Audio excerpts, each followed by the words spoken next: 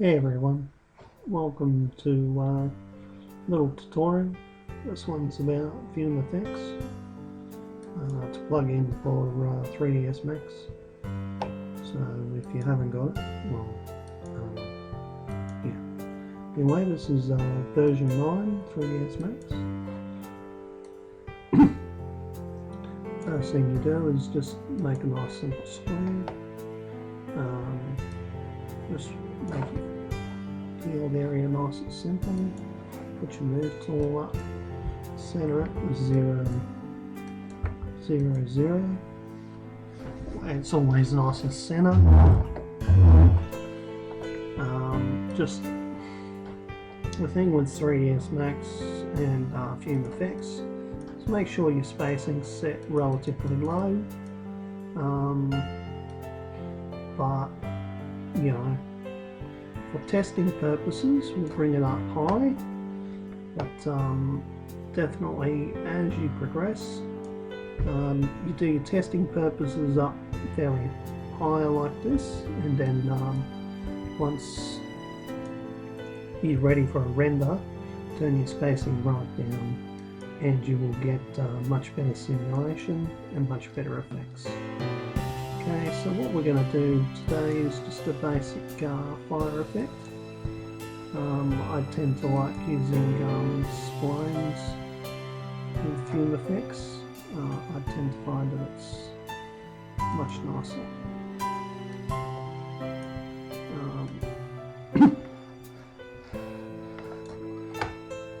One thing you'll notice here is when you start making your splines, you can make them quite a bit different just through messing with basic simple sort of settings. Now we'll put an extrude modifier on this.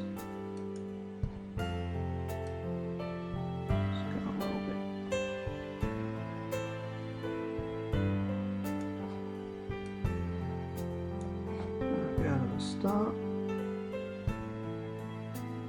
and put an auto key function on it. Go right down the end here now. I'll just go a bit bigger and I'll drag that key I just made and then we're going live. And the reason we do this is merely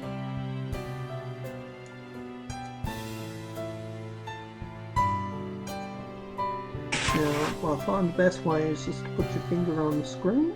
Obviously I can't record that, but you put your finger on the screen and then just basically move your item up.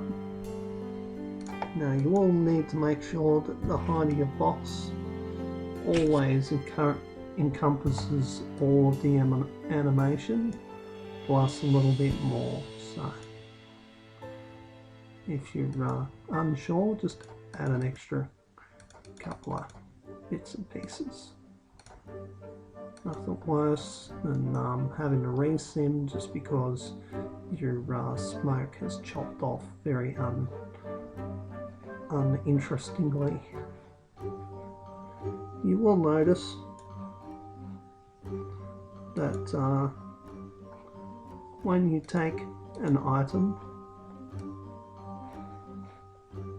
such as this and you adjust its height, it does tend to want to adjust the whole height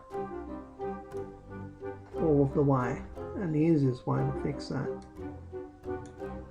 is just to come back on there, go to your star and just make sure that your y-axis is back on 0, 0 and z-axis on 0. Go to the start, y-axis, z-axis, everything's on 0, and as you can see there, we'll zero him off. Now the reason why we make it jump up that bit It's just so the flame sort of drifts off a bit. That'll make it look much more interesting, and you'll generally get a much nicer result. Okay, you'll notice that while we're using splines, that I'll go to this point here.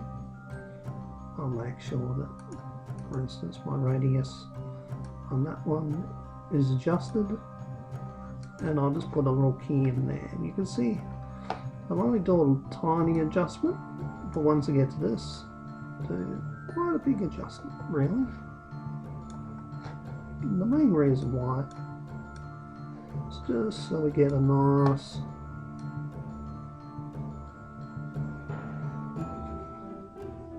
you can see there, it'll be quite interesting.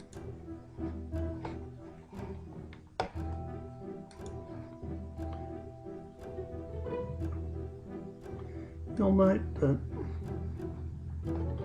things like distortion, all these sorts of things can control and be controlled right underneath.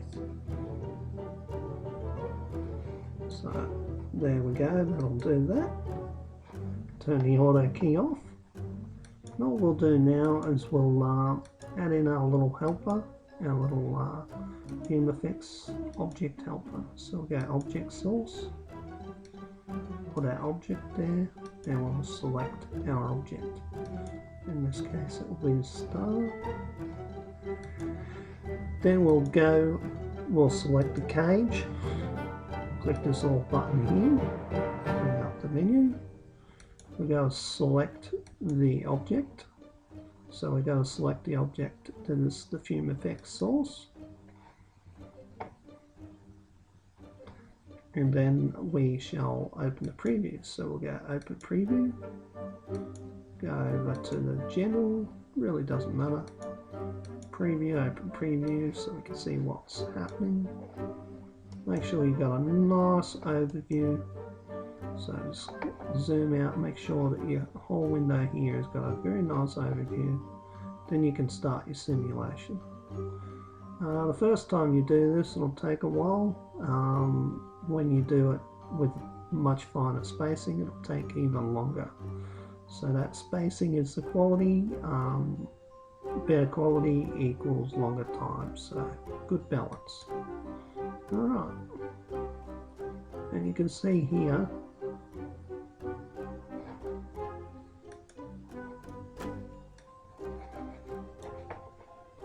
that we have just created a nice thing. Now last but not least, what we do is we go object properties, and we'll just take the renderability off this particular object.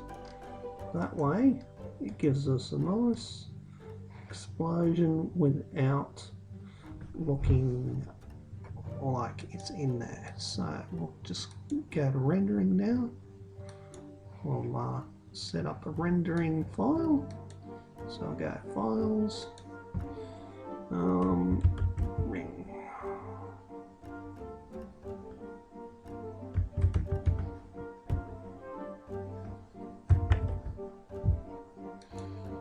Really doesn't matter which format you can put it into. I generally do AVI uncompressed, because then I can drag and drop it into Media Player straight up. So now the important thing is to do the active time segment and just render it away. Then you can see that you get quite a ugly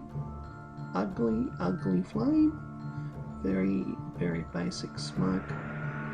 But you can see there that as we get into it, it's not very pretty. It's too much flame everywhere, all the way in the middle. So we're going to have to change that. So now what we can do is we'll go back to our little star here, and we'll just move this item over here.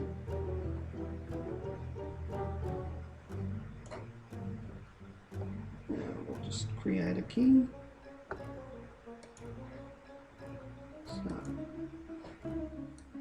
can see what we'll do here. You should just press the auto key button or set a key, and then you can move this key.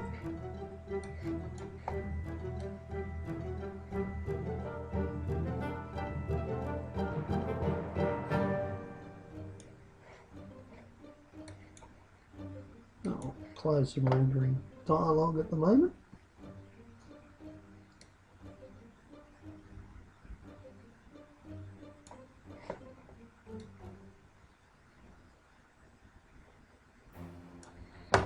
Now we'll just move this, and all we'll do here is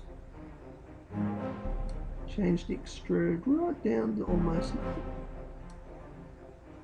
so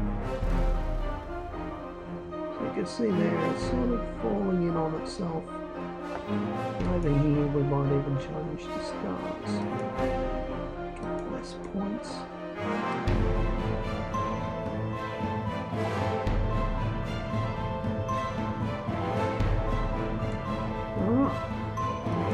Looks a bit different.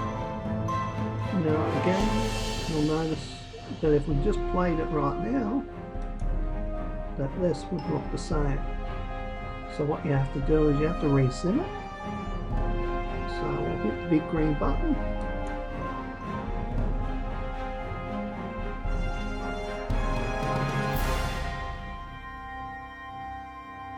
You can see it looks a lot different now. Unfortunately, I haven't stayed within the boundary, so we're getting chopped off. So what I'll do right now is close the Fume Fx UI, stop playing, we'll just adjust the box, so it is always wider than our subject by far. So I'll just make the width, looks like 6.5 would be a good one. 6.5.